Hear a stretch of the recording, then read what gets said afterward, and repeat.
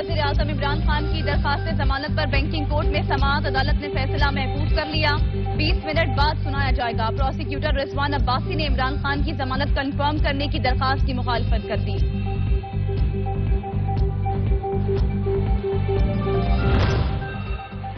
तोशाखाना फैसले पर एहतजाज का केस। इस्लामाबाद हाई कोर्ट ने इमरान खान की दरखास्त जमानत पर 3 एतराजात आयद कर दिए। इमरान खान के दस्तखत पटीशन पर 2 जगहों पर मुख्तलिफ हैं।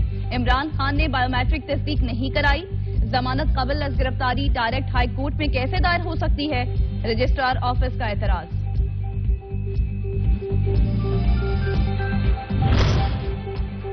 पंजाब और खैबर पख्तूनख्वा इंतखाबात असखुद नोटिस की समाअत। जस्टिस मुनीब अख्तर ने नमाज दिए कि नियत हो तो रास्ता निकल ही जाता है।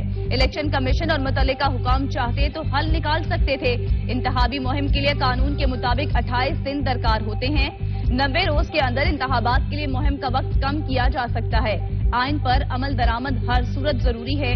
2 या 4 दिन ऊपर होने पर आर्टिकल 254 लग सकता है।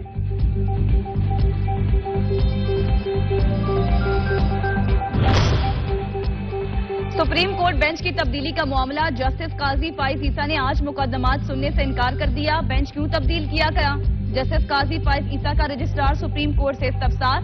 मुझे चीफ जस्टिस के सेक्रेटरी ने बेंच तब्दील करने के लिए कहा। रजिस्ट्रार सुप्रीम कोर्ट का जवाब। जस्टिस काजी फाइज ईसा ने कहा, क्या सुप्रीम कोर्ट जजेस के बेंच स्टाफ अफसर चलाता है? पूरी दुनिया इसको देख रही है।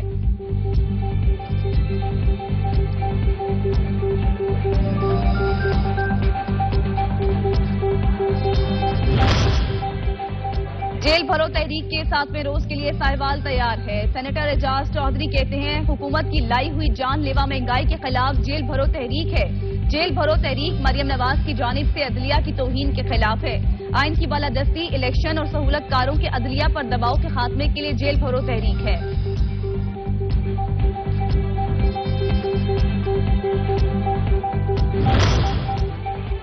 और पंजाब और केपीके के मुख्तलिफ शहरों में बादल फिर से बरसने लगे। बरखा बरसने से जाती सर्दी एक मरतबा फिर लौट आई। घंघोर घटाएं, बरसती बूंदें और ठंडी हवा। मौसम का हर रंग निराला हो गया। महकमा मौसमियात ने आइंदा 24 घंटों के दौरान मजीद बारिश की नवीद सुना दी।